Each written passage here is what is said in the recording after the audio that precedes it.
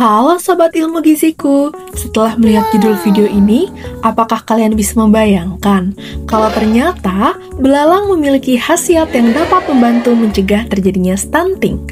Wah, gimana rasanya ya makan belalang? Nah, di video kali ini, Ilmu Giziku akan membahas mengenai bapau atau potensi pangan lokal olahan.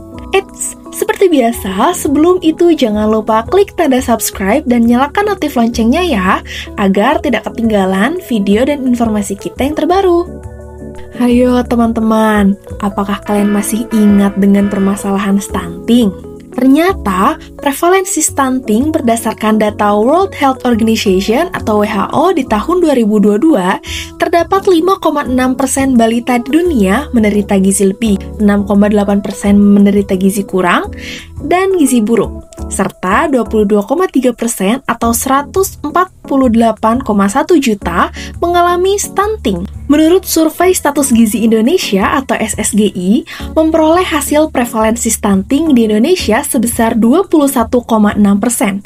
Ternyata, angka ini masih melebihi standar Organisasi Kesehatan Dunia, yaitu sebesar 20%. Prevalensi stunting di Indonesia mengalami penurunan pada setiap tahunnya, di mana pada tahun 2019, prevalensi stunting sebesar 27,7%, sedangkan pada tahun 2021 yaitu 24,4%, dan di tahun 2022 yaitu 21,6%. Namun, angka tersebut masih cukup jauh dari target RPJMN, yang dimana target angkanya itu harus mencapai 14% pada tahun 2024. Nah, teman-teman, kita bahas mengenai stunting.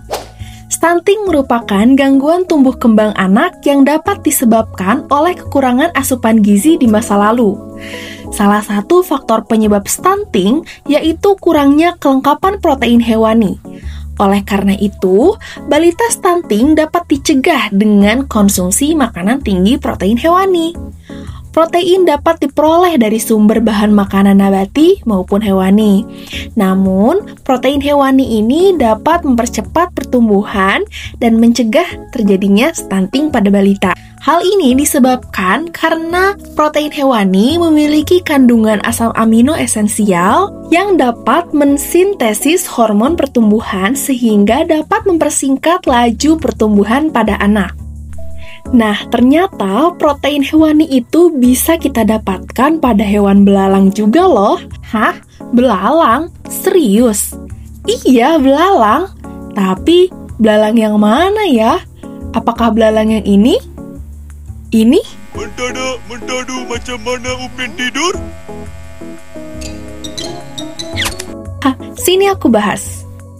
Oxia sinensis atau biasa kita sebut dengan belalang hijau memiliki warna dominan hijau pada tubuh dan kakinya, memiliki sayap luar yang berwarna kecoklatan, dan di bagian perut berwarna kekuningan. Belalang memiliki dua pasang sayap, yaitu sayap depan dan sayap belakang. Belalang ini memiliki kepala berbentuk agak lonjong dengan sepanjang antena di bagian kepala. Memiliki sepasang mata yang menonjol, belalang ini juga memiliki tipe mulut penggigit dan pengunyah, dan juga merupakan herbivora yang memakan dedaunan. Belalang ini sering dijumpai di tanaman padi dan memakan daun-daunan. Belalang ini juga merupakan hama penyerang tanaman padi, baik pada musim hujan maupun musim kemarau. Dilaporkan, belalang ini dapat menimbulkan kerugian. Namun, di balik hal itu, ternyata belalang dapat dimanfaatkan sebagai pangan lokal yang mempunyai nilai gizi yang baik. Salah satunya adalah tinggi akan protein. Dapat kita tahu bahwa protein itu membantu dalam mencegah permasalahan stunting. Wah, berarti kita bisa nih sekalian membantu para petani untuk mengurangi hama belalang dengan memanfaatkan potensi alam yang ada. Diketahui bahwa menurut hasil pengkajian proksimat belalang sawah Oxia sinensis pada penelitian terdahulu yang dilakukan oleh Wijaya dan kawan-kawannya pada tahun 2019, diperoleh komponen protein sebanyak 23,8%, lemak 6,2%, karbohidrat 1,64%, air 67,70%, dan komponen abu sebanyak 1,46%. Kandungan gizi dalam 100 gram belalang mentah adalah 170 kilokalori energi, 26,8 gram protein, 3,8 gram lemak, dan 5,5 gram karbohidrat. Wah, sangat bergizi bukan? Nah, belalang ini bisa dijadikan olahan apa saja ya? Kita bisa mencobanya untuk mengolah belalang menjadi nugget atau tepung sebagai bahan dasar membuat kue dan cemilan lainnya. Gimana? Apakah kalian tertarik untuk mencoba hidangan yang berbahan dasar belalang ini? Oke, sekian video dari kami. Tetap jaga kesehatan dengan menjalankan pola hidup sehat seimbang karena kesehatan itu dimulai dari gizi. Saya Dini Anissa dari Ilmu Giziku. Sampai jumpa di video selanjutnya. Bye!